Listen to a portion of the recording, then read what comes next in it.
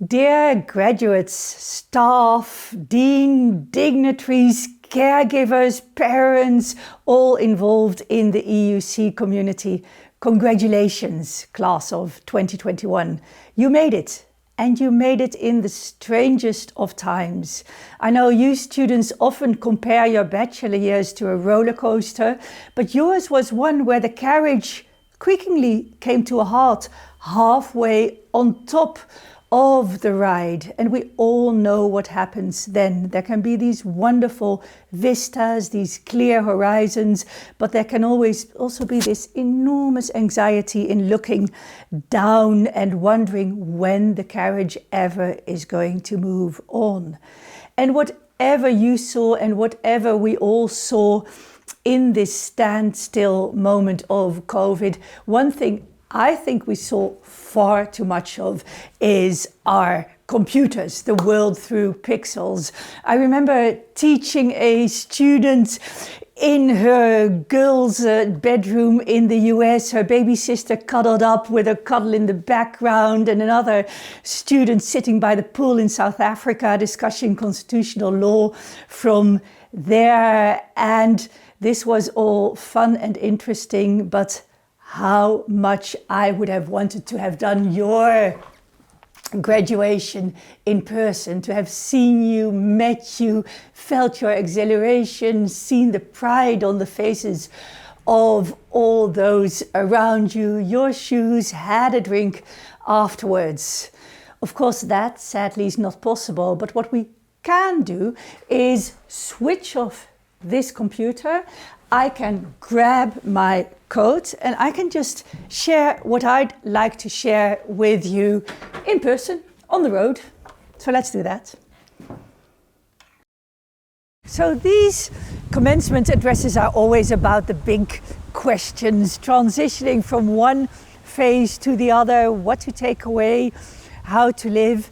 And as far as I'm concerned, no one nailed that better than Dr. Seuss. I don't know if you know the poem. Congratulations, today is your day. You're off to great places. You're off and away. You've got brains in your head and feet in your shoes, and you can steer them in any direction you choose. So let me, instead of speaking about the big questions, today talk about what to take away from a liberal arts and science education. Because you there in Rotterdam, us here in Middelburg, we're all part of the same family. The university college movement in the Netherlands that for nearly 30 years now has really been like a tiny boat pushing against the mammoth tanker of higher education, calling for enabling excellence for everyone by means of interactive education, internationalism, an interdisciplinary program, and especially community. And the question then, of course, is what is the point of such a liberal education? And I hear all of you immediately responding, freeing the mind. Artes liberales. I hear one of you even quoting Aristotle, saying, well, the ability of any intellectual is to be able to entertain any given thought without necessarily rejecting it. And that's all good, full marks, but I do think there's an even higher purpose. And that's the one that I'd like to speak about today. And maybe it's best to do that in referring to Eleanor Roosevelt, one of my personal heroines. Now, Eleanor had a really unhappy childhood, basically because her mother kept impressing on her that she was so ugly, which I don't agree with, and that for that reason she'd never make it into society. But she somehow managed to translate all these experiences into an enormous amount of empathy, and later on as a first lady she used her privilege to strengthen race relations, to strengthen gender rights in the US, and to help found the United Nations. And Eleanor always spoke about the United Nations as a bridge upon which we can meet and talk. And later on, when she chaired the commission drawing up the Universal Declaration of Human Rights, she saw human rights as the language upon which this conversation could take place. Now, this idea of creating bridges upon which we can meet and talk, I think, is the higher purpose in liberal education. Creating such bridges in our minds, creating such bridges also in going out there, physically going out there and building bridges towards the right corner. So it's these things I'd like to speak about today, and of course not in referring to our name giver, but in referring to yours, the fantastic Erasmus. Let's follow some of his trails and work here. So on this first issue of building bridges in your mind, let me start with a question. What do you students think you'll remember most about your student days years from now? Will it be the spotlights, the highlights, or is what you'll miss most the normalcy of community intimacy, making pasta with spinach, having one housemate roll out of bed, another coming by in her sport clothes, and an unexpected friend stopping by, and suddenly finding yourself around a table engaged in a conversation on sex and consent, on Israel and Palestine, or on what is a good or a bad class. This last image is what Erasmus conjured in his work against the barbarians, which he actually wrote here in this very place 500 years ago. Now, at that time, this place was a beautiful castle. The only picture that we have of it is a few hundred years later, when it was already in ruins. But around 1490, he was sitting by a castle, fleeing actually for the pest at that time.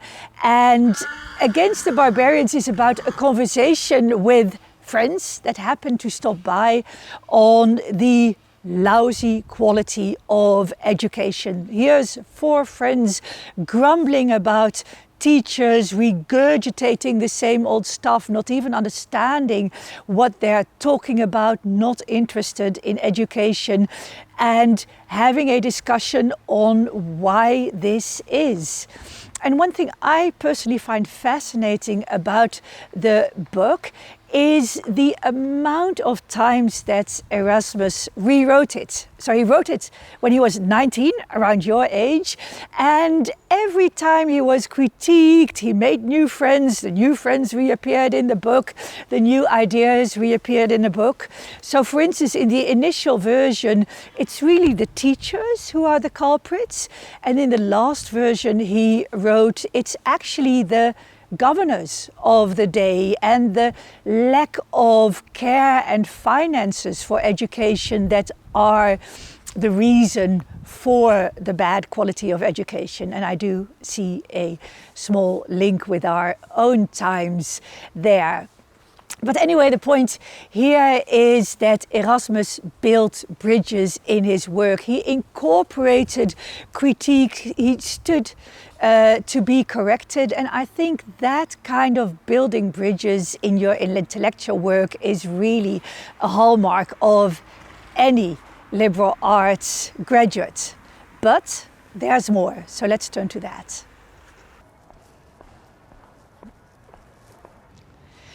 So to me, the bridges to build are not only between ideas in books, in the intellectual world, but also in becoming a public intellectual, really going out there, meeting people, connecting people.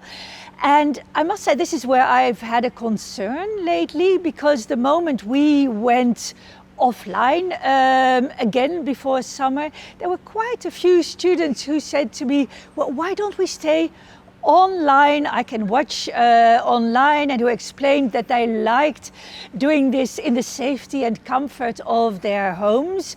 And to be honest, I recognize that COVID has also given me this kind of social awkwardness. I meet people, I don't know whether to shake hands or to hug, to be at a distance or not. But I think especially in times of these, and especially for people as in the university college community, it's so important to go out there. Remember Dr. Seuss, who also spoke about how scary this was, but said, out there, things can happen, and frequently do, to someone as brainsy and footsy as you. But when things start happening, don't worry, don't chew, just go right along and you'll start happening too.